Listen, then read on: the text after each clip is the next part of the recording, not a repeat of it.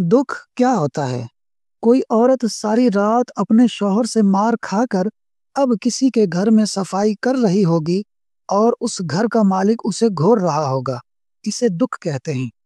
किसी मदरसे में सालों से दूर कोई बच्चा किसी कोने में बैठा अपनी माँ को याद कर रहा होगा और हिचकियां लेते हुए रो रहा होगा। इसे दुख कहते हैं। किसी स्कूल में कोई बच्ची आज भी स्कूल फीस ना होने के सबब क्लास से बाहर खड़ी होगी और उसके आंसू उसकी रूह में जज्ब हो रहे होंगे। इसे दुख कहते हैं। कहीं कोई अपने सहन में अपने प्यारे का जनाजा लिए बैठा होगा और उससे लिपट कर खुद को यकीन दिला रहा होगा कि ये ख्वाब है।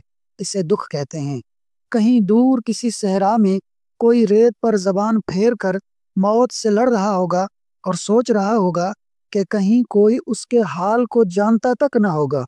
इसे दुख कहते हैं। कहीं जेल में कोई परदेसी किसी नाकर्दा जुर्म में सिसकते हुए अपनों के चेहरों को ढूंढ रहा होगा और सोच रहा होगा कि उसकी फातिहा भी न होगी। इसे दुख कहते हैं।